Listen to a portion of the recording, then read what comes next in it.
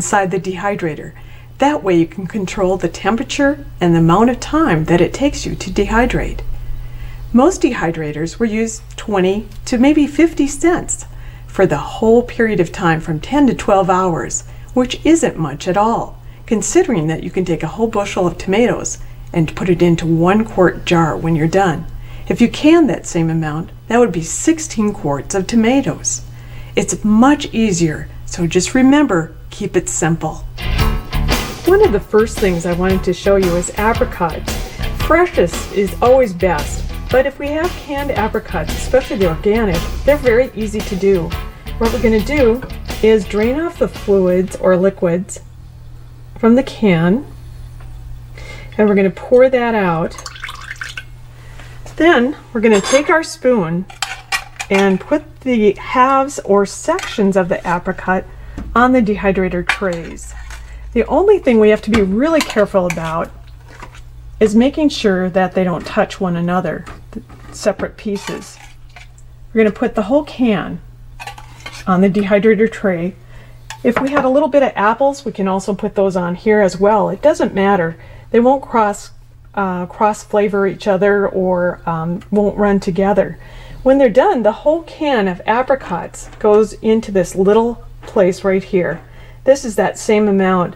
So you can see if you have children, they're more apt to eat half a can of apricots or even have one good serving rather than sit down and eat, let's say, a third of a can of apricots.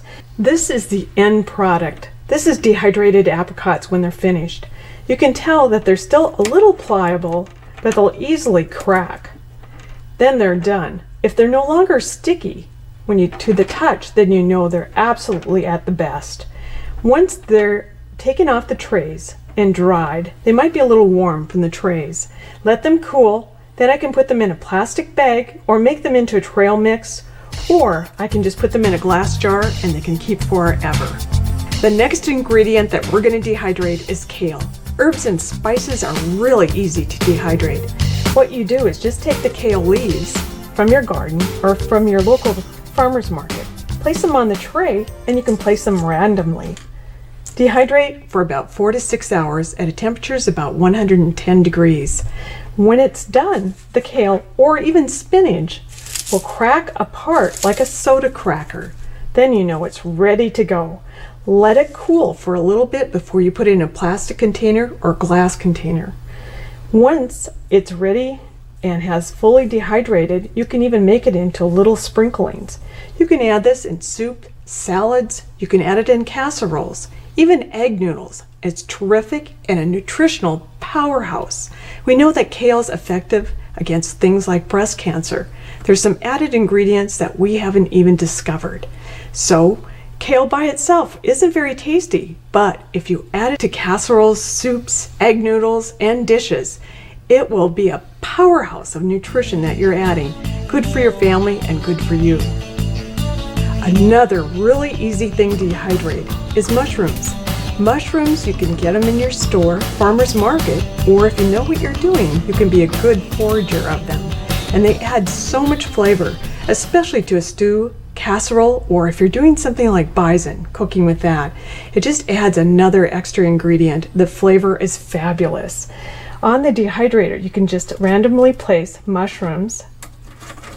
You can have buttons to portobellos, to any mushrooms, and dehydrate just for 2 to 3 hours and they're ready to go. Once they're fully dehydrated, they will just break once apart, just like a soda cracker again. They're ready to go and the storage is just minimum. Now, why would you want to dehydrate mushrooms? Easy for hiking, camping, taking with, or even storage. Or in summer when you can get them cheaper, you can dehydrate them and have them for wintertime. Another family favorite is applesauce. Dehydrated is the best fruit leather ever. Fruit leather in the store has just a tiny bit of real fruit, but when you have your own applesauce, or you can even use canned applesauce, it's a wonderful treat. It tastes as sweet as candy. What you're going to do is take some applesauce, and you can make your own from your own apple trees. We're going to spoon it onto a tray that just happens to have a liner, or you can use plastic. We're going to just Pour the applesauce onto the tray, and you can have your little 3 or 4-year-old son or daughter help with this one. Very easy to do. Just pour the applesauce on the tray, spoon it across. One of my favorite tips too is to take cinnamon and sprinkle that across the top of the applesauce, and it smells wonderful while you're doing this. You can put the lid on, leave it for about 25 to 35 hours or a day and a half, and it's ready to go.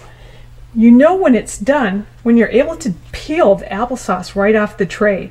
If it's not real shiny, this part is kind of shiny, you know it's not quite done. But if it has a dull sheen to it, then you know it's ready, and as soon as it peels off the tray easily and it's not sticky, it's ready to roll. This is a delightful treat. It's easy for the kids to take along in their backpack, or for you on your way to work, or if you're flying somewhere, rather than just have all the chips and pop and candy, have some applesauce. It's a lot better for you. The next ingredient we're going to do is spaghetti sauce. Now you're probably thinking, why would I want to dehydrate spaghetti sauce? Well, especially if I'm watching my sodium, or I want to use tomatoes from my own garden, or I like my mom's spaghetti sauce. Then I've got it preserved. I don't have all the space of all those jars. What I'm going to do is take a can of spaghetti sauce, but keep in mind that I can take a jar of the favorite kind of spaghetti sauce that I've just made. We'll pour this onto a tray. If you don't have a tray with a liner, you can use plastic. Pour it on the tray. Have the kids help you with that. Just spoon it around to make it a little even. I can even put chunks of real tomato in there. Leave it for 30 to 40 hours. And one simple can or big container goes down to just this. And it's ready to use. We just add it with water so we can take it along for those camping, hiking trips, or just even backpacking. I really like to make tomatoes into tomato soup, but sometimes I don't have all the time. So if you dehydrate, it actually cuts a lot of the time down. What we're going to do today also is to take some tomatoes. You can have them sliced. These are partially dehydrated, but it still gives you a good idea what to do. Take the tomatoes, leave the seeds in, leave the skin on the outside. Just slice them, put them on a tray, slice them about 1/4 of an inch thick. Put them on the tray and dehydrate them for about 15 to 20 hours. You're ready to go. You can also put heirloom tomatoes in here. You can put the yellows, the pears, even the little raisin tomatoes. Cut them in half, dehydrate them, and they taste good as grapes. They're a nice sweet flavor, especially the tomatoes in summer. There's just not a flavor like it. Once they're dehydrated, you'll be able to crack them apart like a soda cracker again. 1 jar of tomatoes would take 16 jars if you canned them. Leave the seeds in. It's great for fiber, and we also know that if we made a chili, spaghetti sauce, tomato soup with them, just add the tomatoes right in. These tomatoes are soaking in water, and they're starting to come back to life, so to speak. They don't fully come back all the way, but they're great in a chili, and the flavor is fabulous. Too many apples on your tree? I'll show you how to dehydrate them. Use them up and have them all year round. They're wonderful. What you can do with an apple is just clean it off, wash it off, and if you like to, leave the skin on. It adds more fiber. Just take the apple pieces, and you can even, when working with kids, use a butter knife. Slice the apple into wedges, about 1/4 of an inch. Place on the tray. You can sprinkle with cinnamon, and you're ready to go. As little as 12 hours, you're ready to eat some apples. They're wonderful. One of the things that you'll find, though, is if you try and dehydrate apples and you lift up the lid and most of them are gone, it's usually because the kids have been in them. They love to eat them, especially while they're being dehydrated. This is an apple, fresh, and this is our apple dehydrated. Imagine your child sitting down to eat a whole apple. It just doesn't happen. They're too busy. But to eat a whole apple dehydrated, boom, it's gone in 5 to 10 minutes. Our next thing that we're going to dehydrate are potatoes. Especially in fall, you have an abundance of potatoes, but by spring, the potatoes in the store don't taste very good. So if you have fresh dug potatoes, just like our apple, what we're going to do is use a Yukon Gold and use an organic potato because they're very heavily sprayed otherwise. Once we've boiled our potatoes for about 7 to 10 minutes, then we're just going to cut like an apple. Just cut in slices, or like you're going to make scalloped potatoes. Then you just place the potatoes on the tray, dehydrate for 12 to 15 hours on about 100 degrees to 110. When they're done, the potatoes should just crack apart. They're much like a wonderful casserole potato. These you can reconstitute or slow cook in water. Just slowly add the water and just cook in a slow cooker, and you'll have scalloped potatoes, great tasting potatoes. 10 pounds of potatoes will go into this one container right here. So you can see that storage is very easy. This is reconstituted potato. What I've taken is one of these dehydrated potatoes, put it in water for 15-20 minutes, and you can tell that it's coming right back. It's getting nice and soft and pliable. Then we can also put that in a casserole, scalloped potatoes, or just a soup. It's wonderful. As author of Dehydrator Delights, I wish your family the best health. Dehydrating foods can make you healthier.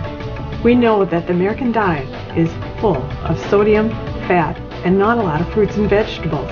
It's one simple way that you can take your health in your control. Also, a portion of this will also go to the Gifted Learning Project. So, to your good health, I wish you well. I'm Noreen Thomas.